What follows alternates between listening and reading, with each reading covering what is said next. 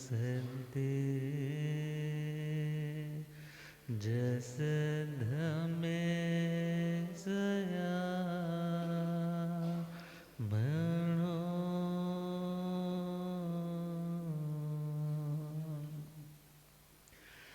जे हाथ जोड़े गोरानो मेरे वंदना जे हाथ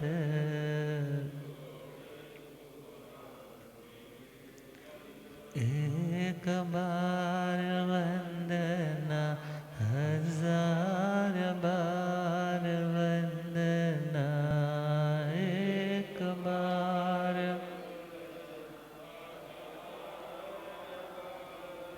लाख बार वंदना करोड़ बार वंदना लाख बार वंदना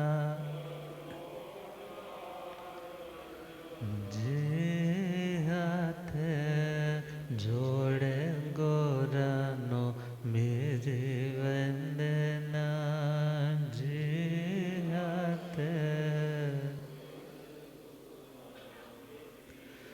डगमग डोले नैया मेरे डगमग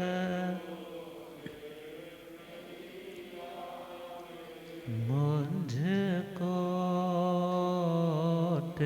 है सतगुरु तेरे मुझे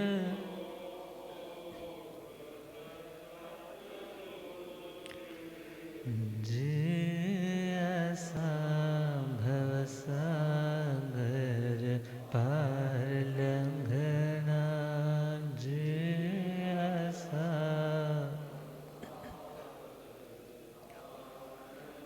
जे हाथ जोड़े गोरानो मेरे वंदना जे हाथ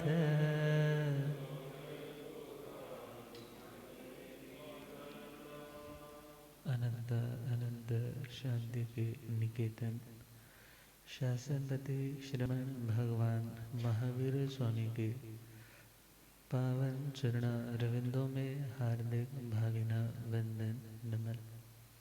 मेरे अधीर जीवन को रोशनी प्रदान करने वाले परम उपकारी आगम ज्ञान के भंडार आगम ज्ञाता आगम पुरुष जिन शास्त्रधर हिमाचल केसरी उपाध्याय भगवंत श्रद्धे गुरुदेव श्री जितेंद्र मुनि जी महाराज साहब के पावन चरण कमलों में हार्दिक भावना वंदन नमन। आदरणीय सेवा भावी श्री प्रशमित मुनि जी, धर्म सभा में उपस्थित धर्मानुरागियों, सुशीलवती माताओं एवं बहनों, असीम पुण्योदय से भाग्योदय से आप सबको संतों का समागम और वीतरागवाणी श्रवण करने का सुअवसर प्राप्त हो रहा है। श्रवण कर रहे हैं श्री महावीर स्तुति, जिसका मंगलमय संकलन श्रीमद् सूत्र कृतांजलि सूत्र के दूसरे श्रुत स्कंध में छठे अध्याय के रूप में हुआ है। आर्य श्री जम्बू स्वामी जी महाराज की जिज्ञासा कि भगवान कैसे थे। लोग पूछते हैं श्रमण महान पर मत के, अपने मत के भी कुछ लोग पूछते हैं कि भगवान के बारे में, भगवान के संदेशों के बारे में आप दुनिया को बता रहे हैं, मगर हम जानना चाहते हैं भगवान स्वयं कैसे थे, उनका ज्ञान कैसा था। कह चनाण कह दर्शन से शीलं कह नाय सुयसयासी, उनका ज्ञान, उनका श्रद्धान, और उनका शील स्वभाव, उनका चारित्र कैसा था। हे आर्य सुधर्मा स्वामी भगवान, आप जानते हैं आपने उनके श्री चरणों में बैठकर कितनी बार उनके श्री मुख से ही उनके जीवन के कई रहस्यों के बारे में श्रवण किया है और उनके अंग संग रह कर के आपने प्रभु के जीवन को अच्छे से समझा है।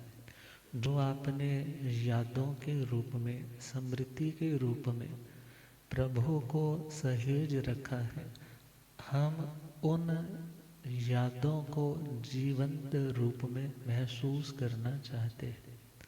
तो उनकी इस मंगल में विनय भक्ति पूर्वक की गई जिज्ञासा को शांत करने के लिए इस वीर स्तुति का निर्माण हो जाता है।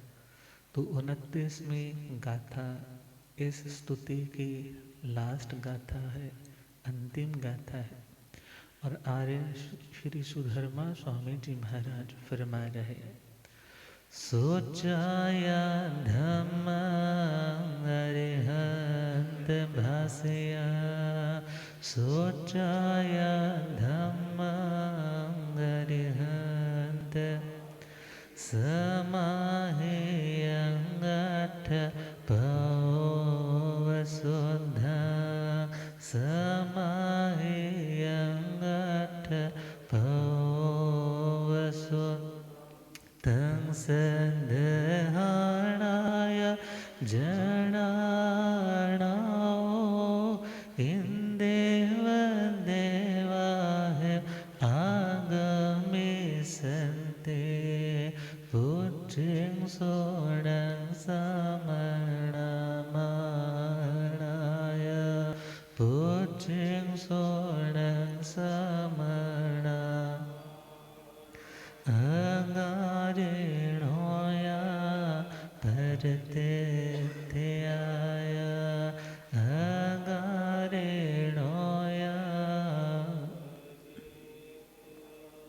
आर्य श्री सुधर्मा स्वामी जी महाराज पांचवें गणधर भगवान, श्रुत केवली भगवान, संघ के वाग डोर को आगे बढ़ाने वाले और प्रभु के शासन के प्रथम आचार्य, प्रथम पटधर आर्य श्री सुधर्मा स्वामी जी महाराज फरमा रहे, भगवान के मंगलमय विराट व्यक्तित्व को आपने मेरे से सुना और ध्यान देना, सोचा या धम्मं अरिहंत भाषे। दुनिया में कोई भी व्यक्ति यदि अरिहंत भगवान के द्वारा सुनाए गए, बताए गए धर्म को हृदयंगम करेगा, सुनेगा, क्योंकि सुनने से कहते हैं सुन सुन पैंदे अंधे रहा। अंधा व्यक्ति भी सुन सुन करके अपनी मंजिल तक पहुंच जाता है। और सुनना अमृत भी है, सुनना जहर भी है। सुनना सुलाता भी है और सुनना जगाता भी है। तो भगवान की बातें सुनने से मोह की नींद तो समाप्त होती है और आत्म जागृति प्रकट हो जाती है। और कहा है, सोचा जानई कल्याणम, सोचा जानई पावगम, उभयं भी जानई सोचा जं सियं तं समाय। सुनकर पढ़कर व्यक्ति को क्या मेरे लिए कल्याणकारी, बेनिफिशियल है, अच्छा है, उसके बारे में ज्ञान होता है, और क्या मेरे लिए अहितकारी है, बुरा है, उस फील्ड का भी ज्ञान सुनकर के पढ़कर हो जाता है। और जो समझदार है, प्रज्ञा का धनी है, विवेकवान है, ऐसा व्यक्ति अपने उस विज्ञान के बल से प्रत्याख्यान भी करेगा, जो गलत है उसे त्यागेगा, और जिस मार्ग पर चलना है उस मार्ग पर चलने के लिए दृढ़ आस्था के साथ बढ़ता चला जाएगा। तो आर्य श्री सुधर्मा स्वामी जी कह रहे हैं, सुन सुन कर के कितनों ने केवल ज्ञान पा लिया। सुन सुन करके सोचा केवली असोचा केवली, भगवती जी सूत्र में वर्णन आता है।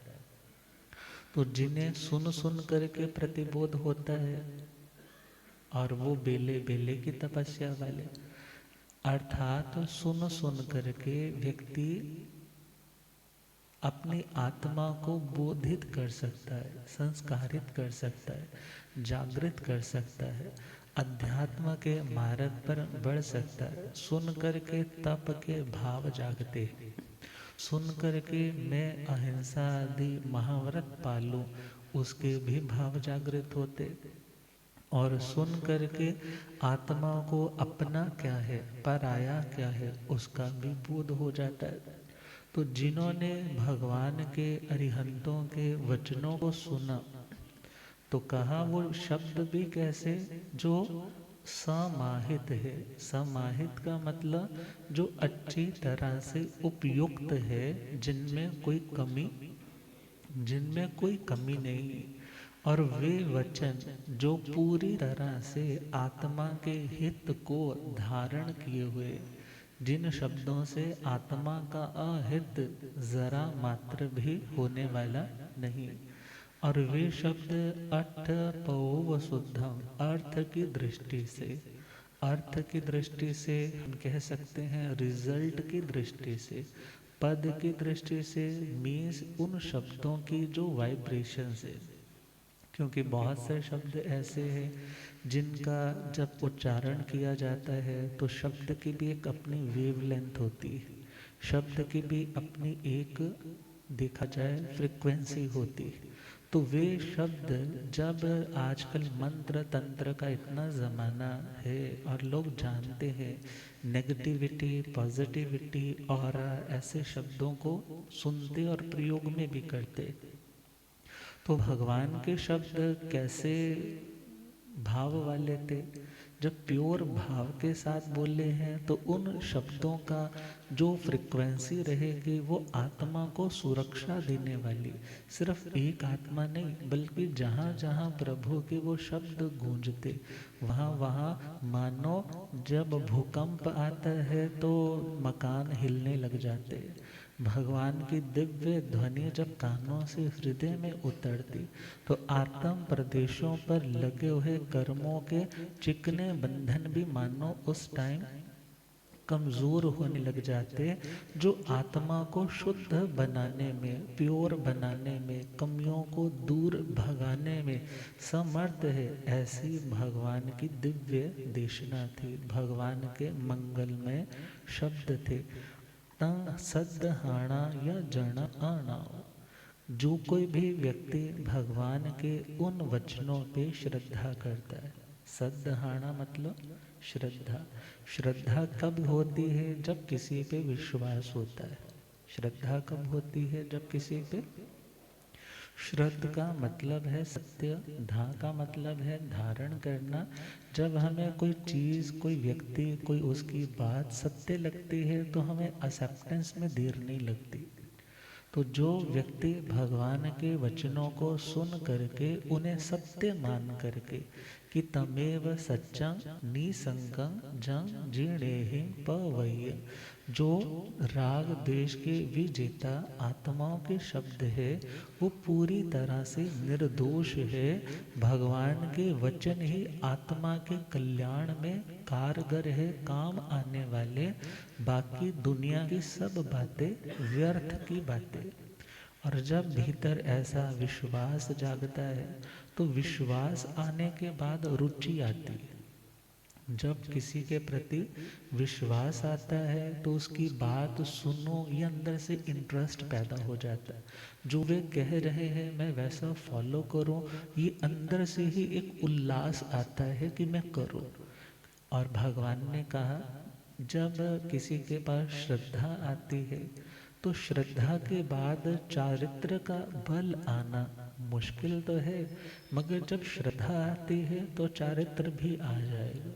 यदि श्रद्धा आई है तो चारित्र का मतलब है वो प्रैक्टिकली जिंदगी में प्रैक्टिस आ जाएगी, जैसा तुम अंदर से चाहते हो, जिसके लिए अंदर से तुम्हारे अब ललक जाग रही है कि मैं करूँ।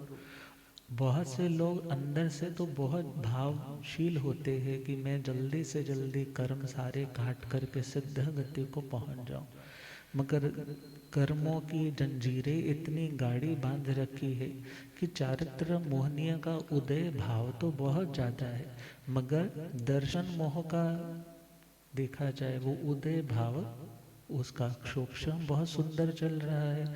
श्रद्धा बहुत है, जो सही है उसे सही माना जा रहा है, जो गलत है उसे छोड़ने की मन से ही मान लो आवाजें आ रही है, मगर अभी पाल नहीं पा रहा। तो भी डरने की बात नहीं, क्योंकि भावना से थोड़े थोड़े छोटे छोटे नियम पच्चखान से भी पैसा पैसा जुड़ते वो योग्यता आ जाएगी, जब वो आत्मा सामायिक चरित्र ही नहीं बल्कि यथाख्यात चरित्र तक पहुंच पाएगी। तो कहा जो लोग भगवान के उन शब्दों पे श्रद्धा करते हैं, विश्वास करते हैं, रुचि करते हैं, तो फिर वो लोग अपनी जिंदगी में उन शिक्षाओं को पालने भी लग जाते हैं, और वो प्रैक्टिस आत्मा को कर्म से अकर्म की दशा, क्रिया से अक्रिय की दशा में लेकर जाने वाली है। तो वो दशा जब आती है तो फिर आत्मा नया भवोपग्राही कर्म का संचय नहीं करता। भव का मतलब संसार, और उस संसार में रुके रखने वाले जो कर्म है उसका सिंपल सा नाम है आयुष्य कर्म। कौन सा कर्म? क्योंकि बाकी सब कर्मों का भुगतान तभी हो पाएगा जब किसी न किसी देह के साथ आत्मा का संबंध जुड़ेगा, अर्थात आत्मा और शरीर का एक अवस्था तक टिके रहना, साथ साथ रहना, और उस टिकाव का नाम क्या है? आयुष्य कर्म।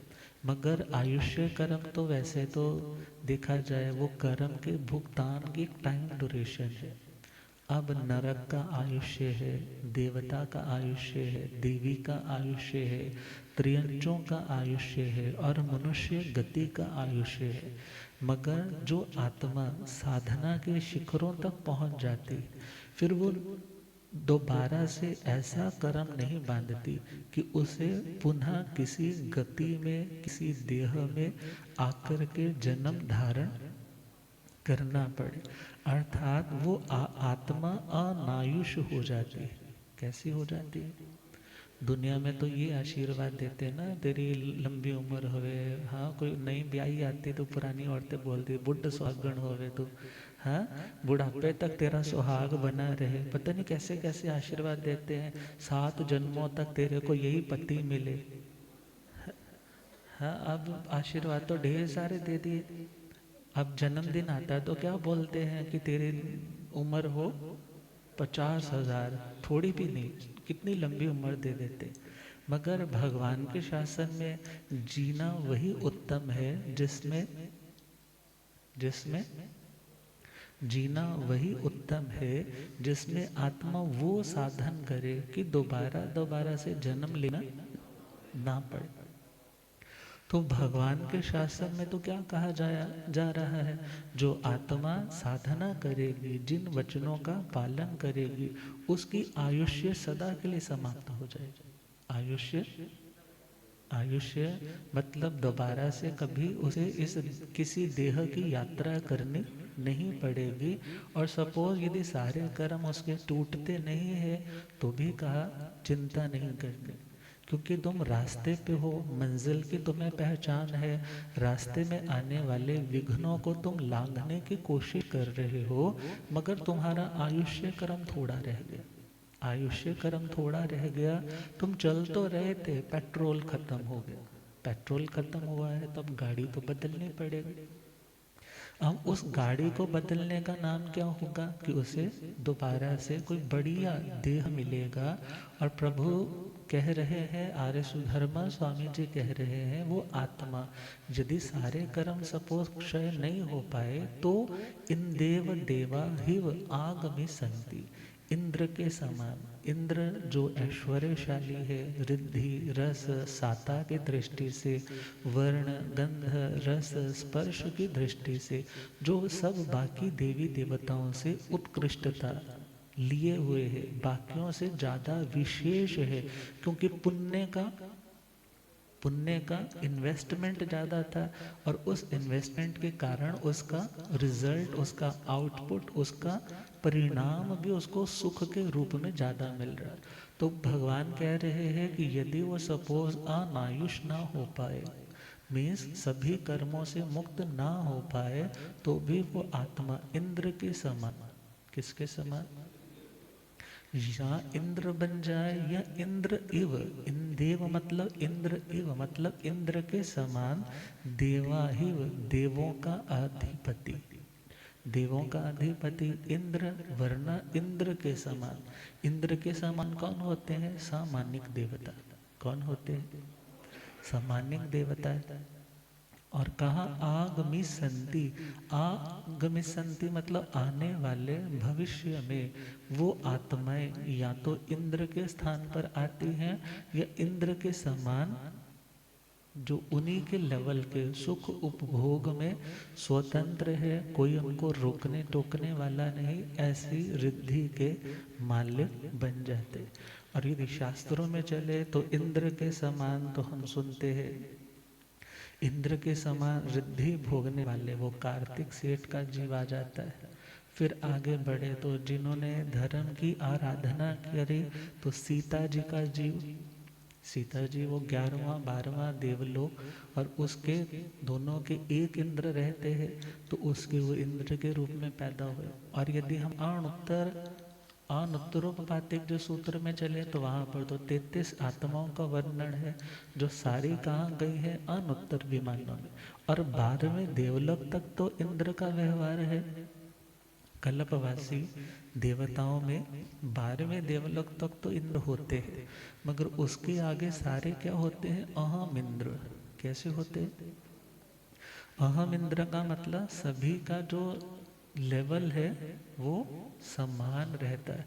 तो वहाँ पर जब हम ये अध्ययन पढ़ते हैं, अनुत्तरोपातिक सूत्र पढ़ते हैं, तो वहाँ पर जो मेन फोकस है वो है धन्ना जी के ऊपर। किन के ऊपर? धन्ना जी के ऊपर। वो काकंदी के धन्ना है और भद्रा सार्थ वाहिनी के सुपुत्र है, भोगों में पले बड़े हैं, पूर्व का सुख पुण्य के रूप में आज भोग रहे हैं, पुण्य का उदय भाव है, और भगवान का मंगल में पदार्पण हुआ, भगवान की दिव्य मंगलमय देशना सुनी, और ऐसा वैराग्य जागा, हलुकर्मी आत्मा और प्रभु के श्री चरणों में दीक्षित हो। और दीक्षा लेते सारे ही प्रभु के चरणों में आके निवेदन किया, मैं आजीवन बेले बेले पारणा करना चाहता हूँ। बेले बेले पारणा तो इंद्रभूति गौतम स्वामी महाराज ने भी किए थे, बेले बेले पारणा अर्जुन माली अणगार जी ने भी किए थे, मगर इनके बेले बेले पारणे में बहुत अंतर है। क्या अंतर है? इन्होंने कहा है भगवान मैं पारणे के दिन आईमिल करूंगा। क्या करूंगा? और उज्जित धर्म वाला आहार लूंगा। उज्जित धर्म मतलब जिसको खाने के लिए कोई भी तैयार, और वो दानदाता घर की दहलीज पर खड़ा है, मानो बाकी सब भिक्षु पक्षी और जानवर इत्यादि अपना भोजन का ग्रास लेकर के जा चुके, भिक्षु लोग भी अपनी भिक्षा लेकर के जा चुके हैं, और वो अकेला खाने वाला, और खाने के बाद अब उसके पास बचा भी क्या होगा? जो गिरने वाला। और वो एक पाँव दहलीज के अंदर, एक पाँव दहलीज के बाहर, या उसको फेंकने के लिए तैयार है, और उस भोजन को मैं पारने के रूप में ग्रहण करूँगा। अब बेले बेले वो पारने की तपस्या चलती है, और उसी के साथ साथ उनके 11 अंगों का अध्ययन चलता है और इस प्रकार उत्कृष्ट साधना कर रहे हैं। अभी श्रीनिक महाराज ने आकर पूछा कि हे भगवान, आपके 14,000 मुनियों में, जिसमें इंद्रभूति गौतम स्वामी जी महाराज सबसे प्रमुख है, आपकी इन संतों में सबसे उत्कृष्ट, सबसे दुष्कर, सबसे मुश्किल साधना करने वाले कौन से मुनिराज हैं? तो भगवान ने क्या कहा? धन्ना जी। कौन है? और जैसे ही उनका पता चलता है तो बड़े भावों के साथ, भक्ति के साथ, उनको विनय भक्ति के साथ भाव वंदन करते। और अंतिम अवस्था में इन्होंने 1 महीने की संलेखना ग्रहण की और इनके देह का वर्णन एक एक उपमा के साथ बताया है कि शरीर के पांव कैसे, जैसे वृक्ष की सूखी हुई छाल होती है, ऐसे पांव हो गए थे। शरीर का एक एक अंग सूख गया, मानो सिर्फ शरीर का ढांचा मात्र, धमनियां दिखती है, नाड़ियां दिखती हैं, अस्थि पंजर दिखता है। मगर आत्म बल के धनी जब चलते हैं तो मानो कोयलों से भरी हुई कोई गाड़ी जब चलती है तो खड़खड़ की आवाज आती है। सूखे पत्तों से भरी गाड़ी चलती है तो आवाज आती है। अर्थात इसी भांति उनके उठने में, चलने में अब इतना जोर लग रहा है। ज्यादा समय नहीं, जस्ट 9 महीने। कितनी देर? 9 महीने की उत्कृष्ट साधना करके उन्होंने अंतिम दिनों में वो संलेखना ग्रहण की और संलेखना ग्रहण करके सभी जीवों से क्षमा याचना की। सर्व कर्म तो क्षय नहीं हुए, मगर वहां से काल करके अणुत्तर विमान, सर्वार्थ सिद्ध विमान में पैदा हुए। 33 सागरोपम की उत्कृष्ट आयुष्य है। वहां से एक भव लेकर के महाविदय से सिद्ध होंगे, बुद्ध होंगे और मुक्त होंगे। ऐसे ही कई सारे संतों के बारे में वर्णन, अभय कुमार महामंत्री का भी वर्णन आता है कि वे भी अणुत्तर विमानों में गए। सुनक्षत्र जी, ईसी दास और जाली, मयाली, उबियाली ये अलग वाले हैं, अंतगढ़ जी सूत्र वाले अलग वाले। तो ये सारे के सारे अणुत्तर विमानों में, और अणुत्तर विमानों वाले जितने भी 12वें देवलोक से सारे के सारे इंद्र के समान है, बल्कि नीचे वाले इंद्रों से उनकी ऊपर वालों की रिद्धि कई गुना ज्यादा विशेष है। तो आर्य श्री सुधर्मा स्वामी जी महाराज फरमाते हैं कि कितने कितने महामुनिराज अपनी साधना करके, मगर वो साधना की ललक कब जागी? साधना की ललक कब जागी? दिया जलाना है तो लाइट तो चाहिए ना, रोशनी, आग, चिंगारी तो चाहिए ना दिए को जलाने की। ऐसे ही भीतर तो है, तेल भी है, बाती भी है, मगर उसको जलाने वाले कौन थे? भगवान के जिन वचन, और भगवान के उन वचनों पे श्रद्धा करके उस ज्ञान के प्रकाश में जिन्होंने अपना रास्ता तय किया, किन्हीं लोगों ने तो अपनी मंजिल को पा लिया और कुछ लोग मंजिल समीप है मगर अभी रेस्ट मोड पे है, अभी देखा जाए पुण्य का उपभोग कर रहे हैं निर्लेप भाव से। अब आने वाले टाइम में वो इंद्र की रिद्धि संपूर्ण करके वहां से च्यवित होकर के देह धारण करेंगे, मनुष्य का साधना उत्कृष्ट करके सर्व कर्म क्षय करके सिद्ध होंगे, बुद्ध होंगे, मुक्त होंगे। अरिहंतों ने फरमाया वो धर्म तत्व सुनकर, अर्थ व पद से शुद्ध दिए हीरे जो चुन चुन कर। अरिहंतों ने फरमाया वो धर्म तत्व सुनकर, अर्थ व पद से शुद्ध दिए हीरे जो चुन। श्रद्धा सहित जो करते पालन, पहुँचे भव जल पार। या फिर देवपति बन भोगे इंद्र का राज्य अपा। श्रद्धा सहित जो करते पालन पहुँचे भवजल।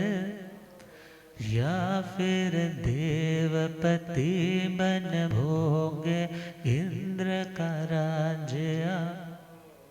वीतराग वचनों की महिमा जो जाने। वीतराग वचनों की महिमा उन जैसा बनने के मन में भी ठाने। हो वीर प्रभु भगवान, वीर प्रभु भगवान को कैसे उन जैसा बनने के मन में। आर्य सुधर्मा जम्बो स्वामी जी से फरमाए। सर्व दुखों की औषधि प्रभु वीर जी कहलाए। आर्य सुधर्मा जम्बो स्वामी जी से फरमाए।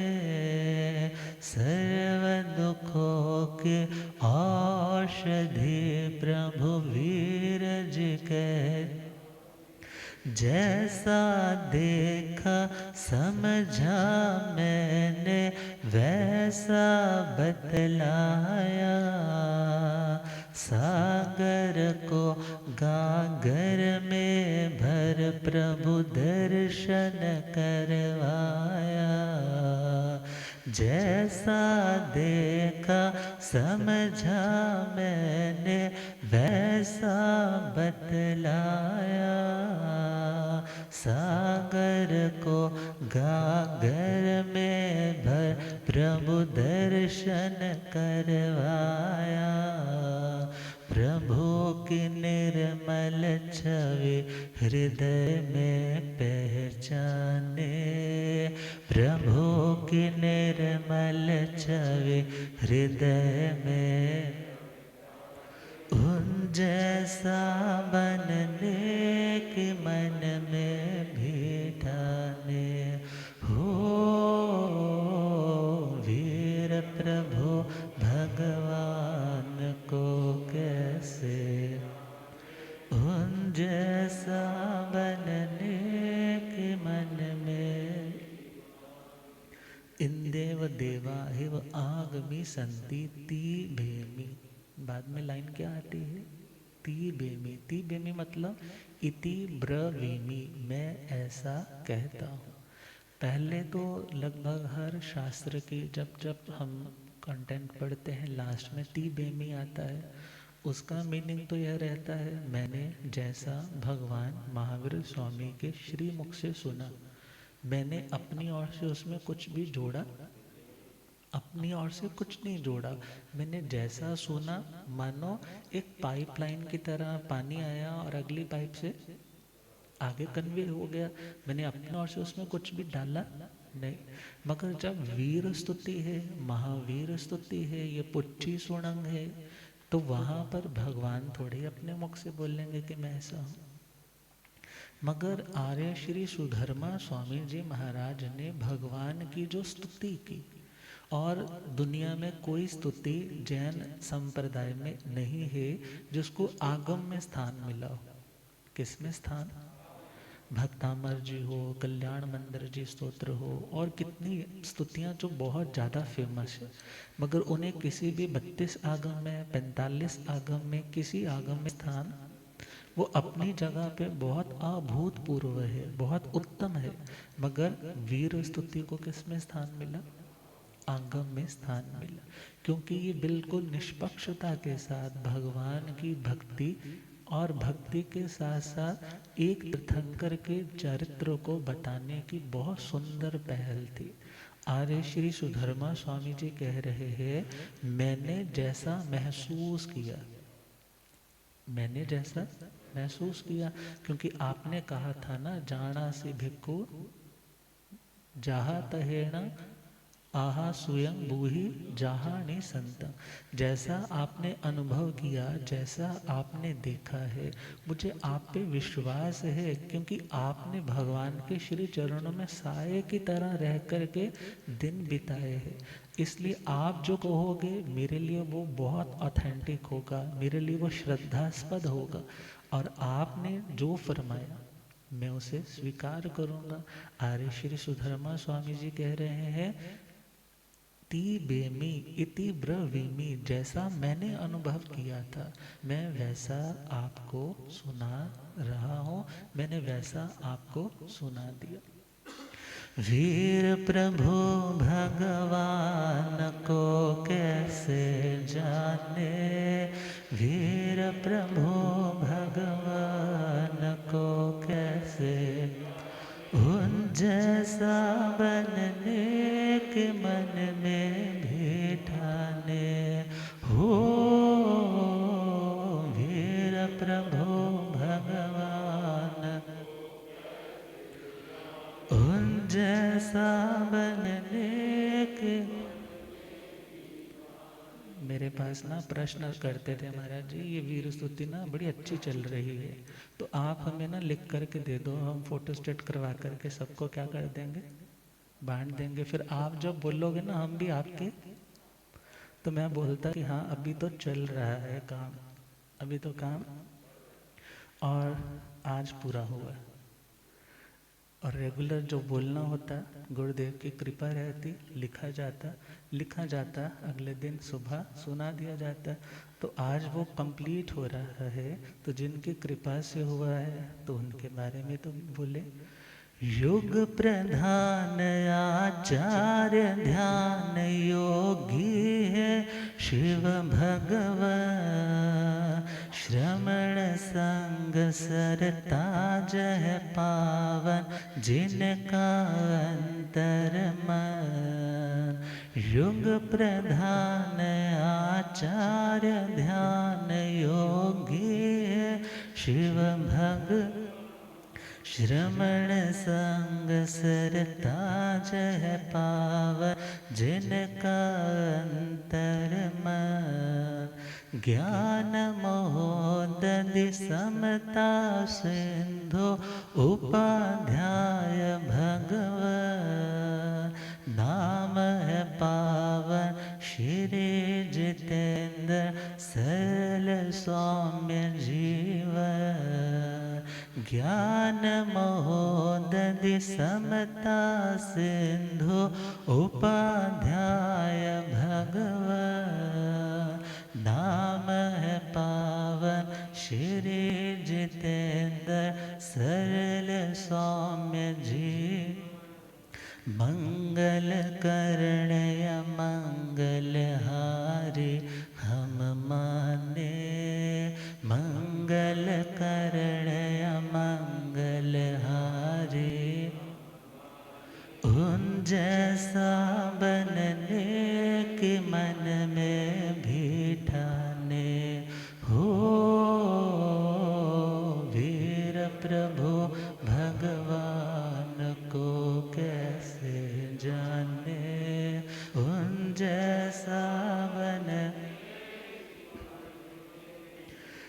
निर्बल को बल देने वाला है आशीष कमा, वीर तुए पर इनकी कृपा से लिख पाया यह ढा।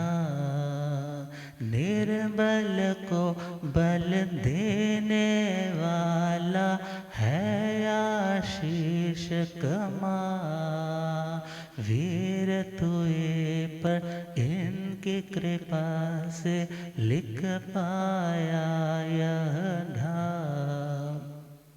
है प्रभास मुनि पर कृपा गुरु रमण की भी, सेवा मोर तपोधनि सच्चे श्रमण जी के। है प्रभास मुनि पर कृपा गुरु रमण की। सेवा मोर तपोधनि सच्चे श्रमण जी। है बोवाल चौमास 20-24 जाने। है बोवाल चौमास 20-24 जान। उन जैसा बनने के मन में हो वीर प्रभु भगवान। उन जैसा बनने के मन में। गुरुदेव पधारे हैं। हो रब मेरा सतगुरु बन के आया मैनो।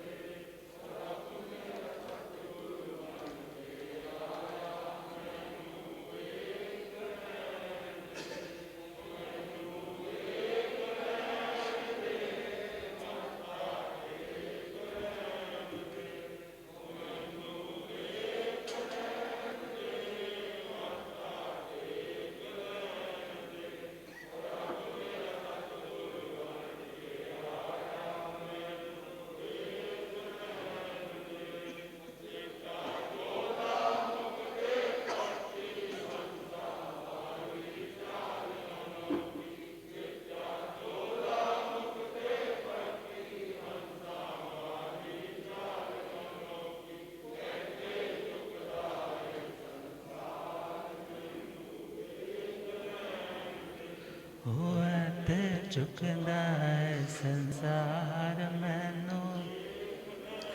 हो रब मेरा सतगुरु बन के आया। बुद्धि आगम ज्ञाता आगम पुरुष जिन शास्त्रतन हिमाचल के श्री उपाध्याय भगवंत श्रद्धे।